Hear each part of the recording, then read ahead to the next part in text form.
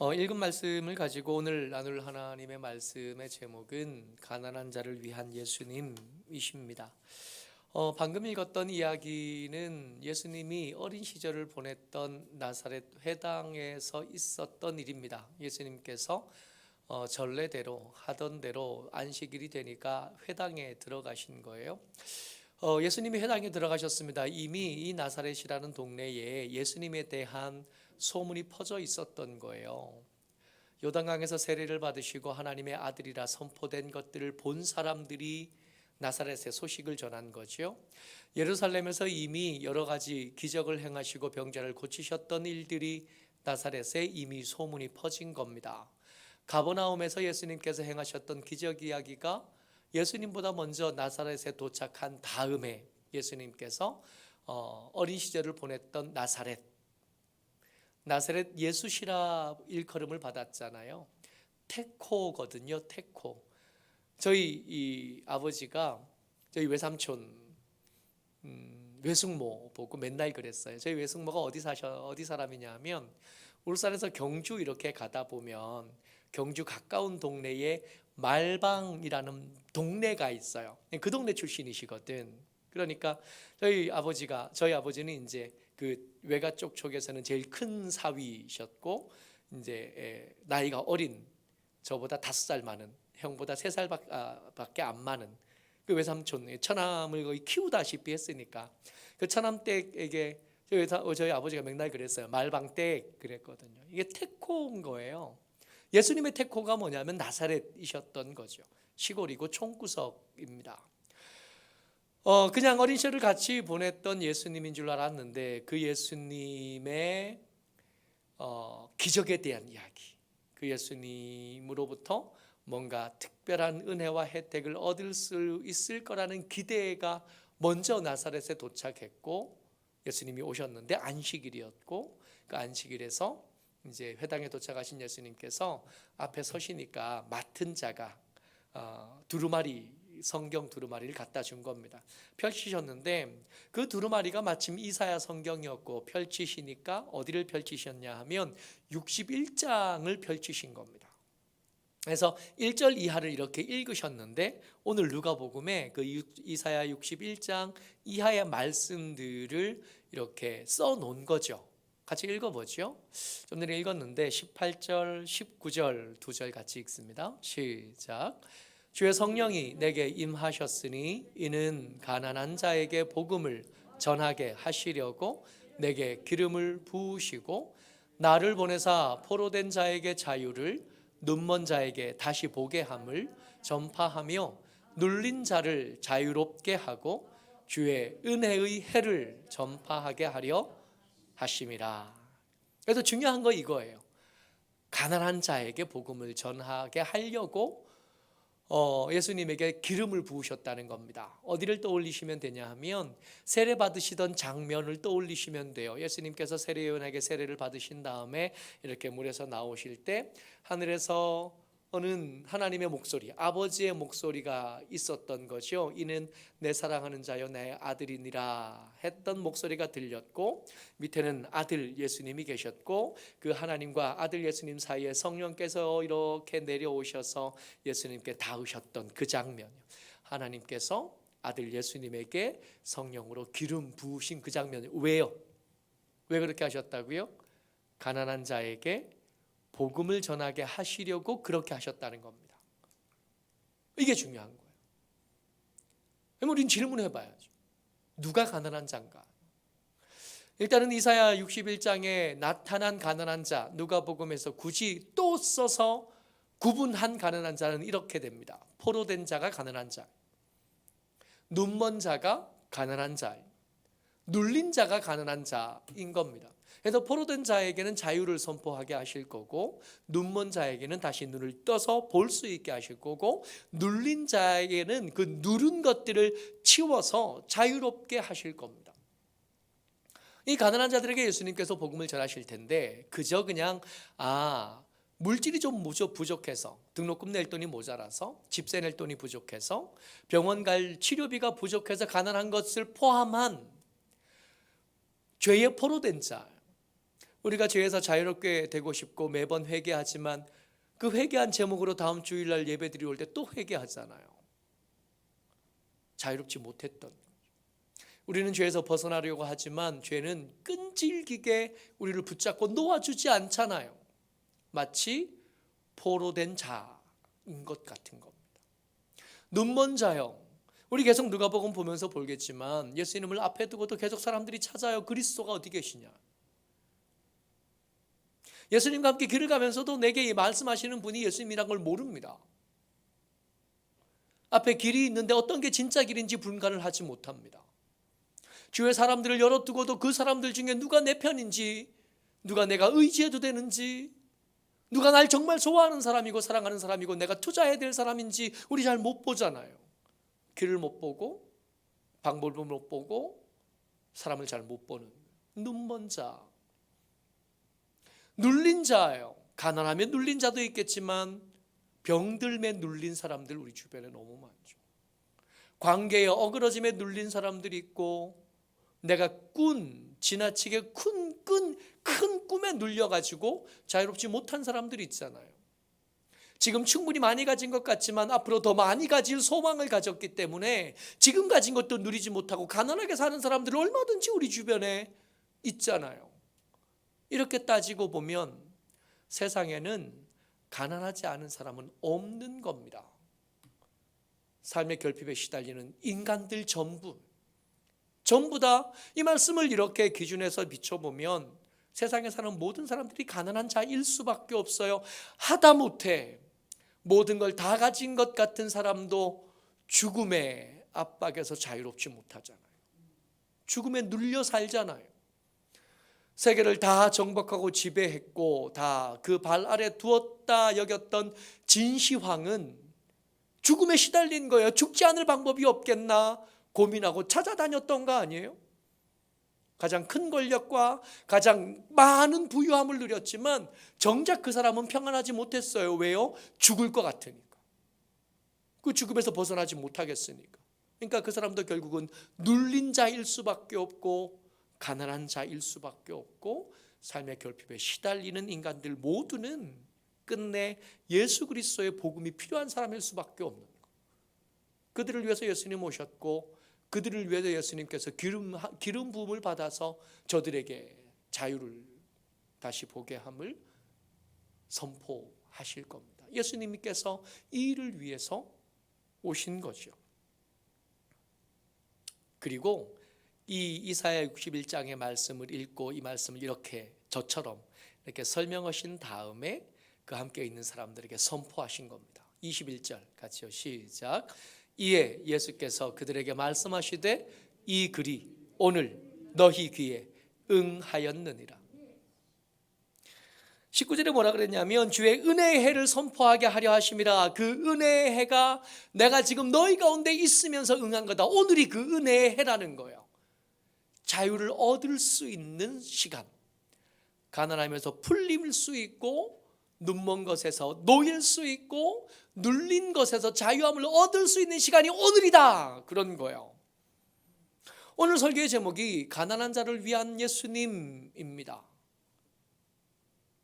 근데 이렇게 가난한 자를 위해서 세상에 있는 모든 가난한 사람들을 위해서 복음을 선포하시는 예수님 앞에 이 나사렛 사람들, 예수님의 어린 시절을 알고 예수님의 젖먹이 때를 아는 사람들이 어떻게 반응하냐 하면 22절에요. 시작. 그들이 다 그를 증언하고 그 입으로 나오는 바 은혜로운 말을 놀랍게 여겨 이르되 이 사람이 요셉의 아들이 아니냐. 무슨 뜻이냐 하면 그들이 다 그를 증언하고요. 그를 증언하고요. 예수님을 아는 겁니다. 예수님 누구예요? 요셉의 아들. 요셉은 누구죠? 목수인. 저 사람은 선지자가 아니에요. 저 사람이 기름 부음을 받았다고 말하는데 저 사람은 왕도 아니고 제사장도 아니고 선지자도 아니고. 내가 저 사람을 아는데 저 사람 내 아들 친구야. 내가 저 사람 아는데 저 사람 내 친구야. 내가 저 사람 한 다리 건너 아는데 우리 친구의 아들이야. 저 사람은 기름 부음 받은 사람, 아무나 기름 부음 받나? 저가 왕일 리 없고 그가 제사장일 리 없고 그가 선지자일 리 없다는. 세상 모든 사람들이 다 가난한 자라 그랬잖아요. 그 말이 은혜로운 말이었거든요. 말을 들을 때 내가 가난한 자인지 알겠어요. 그 말을 들으니까 마음이 뭉클뭉클하고 움직이기도 하고 요동함이 있어요. 문제는 그렇게 그 말씀을 듣고 마음이 움직여서 가난한 자가 되어 예수님 앞에 찾아 나오면 되는데, 여러분, 세상에는 생각보다 자기가 가난한 줄 모르는 사람들이 훨씬 더 많습니다. 예수님의 이 말씀이 숨겨지지 않았잖아요. 예수님의 이 말씀, 가난한 자들에게 복음을 전하기 위해 기름 부음 받았다 내가 라고 말씀하시는 그 예수님의 말씀이 처음 전해지는 말씀이 아니에요. 수백 번 수천 번 설교하는 모든 사람들이 전하는 주제가 이거지 않겠어요? 너희가 가난하다고, 살 집 있다고 부유한 게 아니라고, 지금 좀 건강하다고 해서 문제가 해결된 게 아니라고, 너희들은 다 가난한 사람이고 눌린 자고 눈먼 자고 너희들 다 그런 사람이라고, 예수님 필요하다고, 예수의 구원이 필요하다고. 그렇게 수없이 얘기해도 사람들 그 얘기는 나하고 상관이 없는 이야기라고 생각합니다. 가난하지 않은 게 아니라 자기가 가난하다는 걸 인정하지 못하는 거예요. 혹 가난함은 있어도 예수님이 말씀하시는 그 방법으로 그 가난함에서 벗어날 수 있다고 받아들이지 않는 거예요. 이들에게 이 가난하지 않다고 여기거나 혹은 예수님이 말씀하시는 그 말씀에 동의하지 못하게 만든 이유가 뭐냐면 예수님과 지나치게 친해서입니다. 예수님이 누군 줄 알기 때문이에요. 그가 친구 아들이거든, 내 친구거든, 내 친구의 친구거든, 내 마누라의 동생이거든, 내 마누라의 오빠거든, 뭐 이래가지고 못한 거예요. 그래서 이야기가 등장한 겁니다. 24절에 또 이르시되 내가 진실로 너희에게 이르노니 선지자가 고향에서는 환영을 받는 자가 없느니라. 그래서 이 말이 나온 거예요. 예수님께서 이 속담을 그래서 꺼내신 겁니다. 그래서 우리가 읽었던 말씀, 우리 누가복음 4장 16절 그 위에 보면 표제로 나사렛에서 배척을 받으시다라고 표제를 달아놓은 거예요. 예수님을 너무 잘 안다고 생각하는 이 사람들은 사실은 예수님을 하나도 알지 못했고 예수님을 알지 못하고 배척하다 보니까 자기가 가난한 줄을 인정하지 못하게 되고 복음을 전하는 예수님의 그 복음에서 내 눈을 뜨게 하고 자유를 얻게 하고 눌린 것에서 해방을 얻을 수 있는 그 기회를 놓친 거가 된 거죠. 근데 이런 일들이 역사상 수없이 많았다는 겁니다. 계속해서 그러는 거예요. 계속해서 이런 일이 반복됐다는 거예요. 엘리야 때 3년 6개월의 지독한 가뭄이 있었잖아요. 하늘에서 비도 안 오고 이슬도 안 왔어요. 비도 안 오고 이슬도 안 오면 3년 6개월쯤 그렇게 지나면 다 굶어 죽는 겁니다. 요즘 수리시설이 굉장히 발달되고 잘 관리된 시설과 또 기술과 재력을 가진 우리나라 같은 나라도, 댐이 그렇게 많고 저수지가 그렇게 많은 나라도 비 안 오고 한 6개월쯤 지나잖아요. 난리가 나요. 비 안 오고 1년쯤 지나잖아요. 비 안 오고 2년쯤 지나잖아요. 그때부터는 정말 굶어 죽는 사람들이 나타나기 시작하는 거예요. 근데 지금으로부터 2000년쯤 아니지, 엘리야 때가 더 옛날에 3년 6개월 동안 나라에 비가 안 왔어요. 왕도 물 찾으러 다녀야 되는 거예요. 그러면 그때 그 나라 안에 가난하지 않은 사람이 어디 있어요? 다 가난해. 다 가난한데 이 엘리야가 찾아가서 마시게 하고 먹인 사람은 한 사람밖에 없었는데 그 사람은 이 가나안 땅에 없었어요. 가나안 땅에는 없었고 어디 안에 있었어요? 시돈 땅 사렙다에 사는 과부 한 사람만. 가난하지 않았던 게 아니라 가난하다는 걸 인정하지 못하고 가난함을 해결하시겠다는 하나님의 방법에 동의하지 못한 사람들이 그 나라에 가득 찼던 거예요. 엘리야로부터 유익을 얻고 먹을 것 얻고 마실 것 얻은 사람들은 없었대요. 아무도 가난하지 않았어요. 아무도 가난하다 자신을 여기지 않았어요. 그래서 하나님 앞에 나오지 않고 굶어 죽어.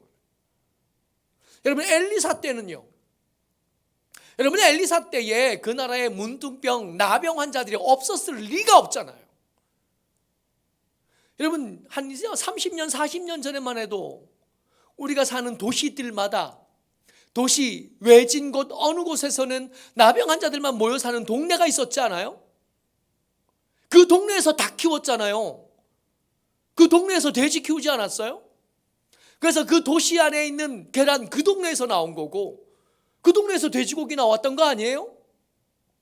지금은 새로 발병하는 사람이 없다 그러지만 그리 오래되지 않았어요. 엘리사 때의 나병 환자들이 없었을 리가 없습니다. 근데 그런 사람들, 많은 나병 환자들 중에 아무도 엘리사 찾아가서 병을 고쳐달라고 하지 않았어요. 외국 사람, 수리아 사람, 장군 나만만 엘리사를 찾아왔고 엘리사만 나병에서 노임을 받았습니다. 가난한데 가난함을 인정하지 못한 거에 인정할 수 없는 거에 뿐만 아니라 내가 가난해도 나를 자유하게 할 수 있는 것은 예수님이라고 인정 못하는 거예요. 내 가난함은 누가 해결할 거냐면 은행이 해결하거나 내 보잘것없는 인맥이 해결하거나 빈틈투성인 의료체계가 해결한다고 생각하는, 그러다가 그 시간들 다 놓치고 여전히 가난한 채로만 사는 겁니다. 예수님께서 이 얘기를 하신 거예요. 너희들이 가난하지 않은 것이 아니라 가난한 줄 몰라서 그래. 너희들이 가난하지 않은 것이 아니라 내가 말하는 그 복음을 거절하고 있기 때문에 그래. 너희들이 가난하지 않아. 가난하지 않으니 가난한 자를 위해서 온 나를 통해서 너희가 얻을 유익이 없어 라고 말씀하신 겁니다. 화가 나겠죠? 28절부터 30절까지 같이 읽습니다. 시작.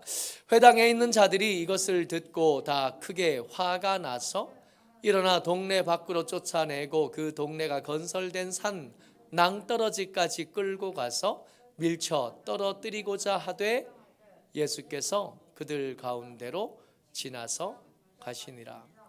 예수님이 말씀하시는 그 복음에 아멘이 안 되면 그 말이 듣기 싫어지고요. 그 말씀에 공격당한 사람들은 귀를 막거나 조금 더 적극적이면 예수님의 입을 막거나 둘 중에 하나는 막으려고 합니다. 예수님 말씀하시는 복음에 아멘이 안 되면 둘 중에 하나는 막는 거예요. 내 귀를 막거나 말씀하시는 입술을 막거나. 이 나사렛 사람들이 선택한 방법은 뭐냐면 내 귀를 왜 막아? 예수님 없애면 되지. 그리고 예수님 절벽에서 떨어뜨려 죽이려고 한 겁니다. 오늘 말씀의 제목은 가난한 자를 위한 예수님입니다. 기억해야 될 건 이거죠. 나는 가난한 사람인가? 혹시 가난한 줄도 모르는 내 귀를 막거나 예수님의 입술, 그 말씀하는 입술을 막으려는 사람은 아닌가 생각해봐야 되는 거예요. 앞으로 누가복음을 계속 읽어갈 텐데 누가복음 읽어가면서 계속 맞닥뜨리게 될 겁니다. 가난한 자를 만나시는 예수님을 만나게 될 거고, 가난한 자를 내가 가난한 줄 인정하지 못하거나 예수님이 말씀하시는 그 복음을 거절하되 내 귀를 막는 게 아니라 예수님을 죽이려는 사람들 계속 만나게 될 겁니다. 그런 중에 계속 질문하셔야 돼요. 나는 가난한 사람이 맞나? 내가 가난한 사람이 아니라면 둘 중에 하나는 하고 있는 거예요. 귀를 막고 있거나 내가 가난한 자라고 말하는 그 입술을 막고 있거나. 모쪼록 여러분, 저와 여러분들 예수님이 하셨던 말씀을 기억하고 그 말씀에 아멘할 수 있으면 좋겠습니다. 가난한 자는 복이 있나니 저가 위로를 받을 것이요. 예수님이 주시는 위로로 풍요롭시고 예수님이 주시는 위로로 자유롭고 예수님이 주시는 은혜로 부요하게 되는 저와 여러분 되시기를 주의 이름으로 축복합니다.